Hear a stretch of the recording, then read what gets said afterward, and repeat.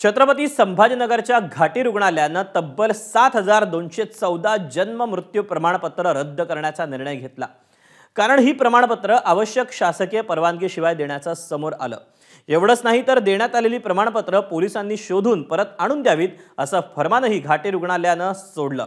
या सगळ्यात पुन्हा एकदा जो त्रास होणार आहे तो केवळ आणि केवळ सर्वसामान्य नागरिकांनाच। आणि हीच बातमी एबीपी माझानं लावून धरली आणि पुढे नेमकं काय घडलं पाहूया।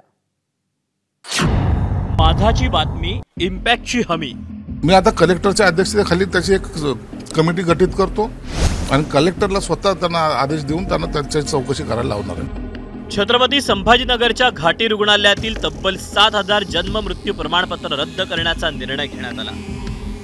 गेल्या 23 महिन्यात म्हणजे 1 नोव्हेंबर 2023 ते 15 सप्टेंबर 2025 दरम्यान जारी झालेली 7214 जन्म मृत्यू प्रमाणपत्र ही नियमबाह्य ठरल्यानं हा निर्णय घेण्यात आला। ही प्रमाणपत्र परत त्यांनी जर अप्लाय केलं तर त्यामध्ये त्यांना ती जर त्याची सत्यता पडताळून पाहण्यात येईल आणि ती देण्यात येईल।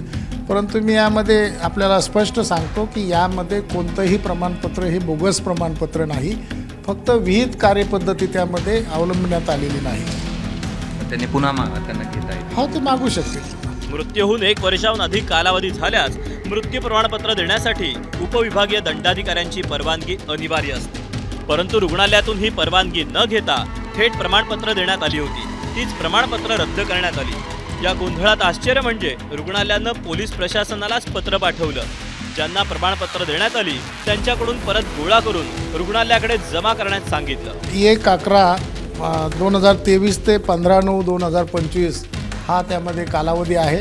त्यासाठी एक समितीचं गठन करण्यात आलेलं आहे आणि असा निर्णय घेण्यात आला की ही प्रमाणपत्र त्या समितीमार्फत ही जी रद्द करायची ती आपण संबंधित पोलिसांना ती कळवायची आणि त्या यंत्रणेमार्फत ती परत जमा करायची आणि आपण तर ती रद्दच करत आहोत, पण रद्द केलेली सुद्धा ती जमा करून घ्यायची आहे। दरम्यान या सगळ्या प्रकरणावरून एबीपी माझानं काही प्रश्न उपस्थित केले।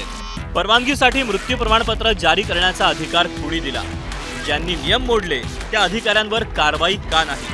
अधिकाऱ्यांची चूक झाकण्यासाठी नागरिकांवर कारवाईसारखा निर्णय का? पुन्हा नव्यानं प्रमाणपत्र मिळवण्यासाठी सामान्य माणसाला त्रास का? राज्यात अशीच परिस्थिती असेल तर राज्य सरकार एकसंध नीती जाहीर का करत नाही? खरं तर या संपूर्ण प्रकरणात सर्वात मोठा फटका बसणार आहे तो सामान्य नागरिकांना। जन्म किंवा मृत्यू प्रमाणपत्र म्हणजे प्रत्येक कुटुंबासाठी अत्यंत महत्त्वाची कागदपत्र। तीच पुन्हा मिळवण्यासाठी नागरिकांना सरकारी दारात फेऱ्या माराव्या लागणार आहेत। याच माझाच्या बातमीची दखल पालकमंत्री संजय शिरसाट यांनी घेतली। आता त्या पालकांना दोषी धरण्यापेक्षा ज्यांनी दिले त्यांना पहिलं दोषी धरलं पाहिजे। जे करणारं मला वाटतं एक मोठं रॅकेटच असावं। त्यांनी हे चिरमिरी घेऊन ज्याला म्हणतात त्या पद्धतीने त्यांनी ते दिलं असावं। याची सगळ्याची चौकशी केली पाहिजे, निश्चित चौकशी झाली पाहिजे। मी आता कलेक्टरच्या अध्यक्षतेखाली त्याची एक कमिटी गठीत करतो आणि कलेक्टरला स्वतः त्यांना आदेश देऊन त्यांना त्यांची चौकशी करायला लावणार आहे। खरं तर चूक रुग्णालयाची, गोंधळ प्रशासनाचा आणि त्रास नागरिकांना। यासाठी जबाबदार कोण आणि कारवाई नेमकी केव्हा होणार हे अस्पष्ट आहे।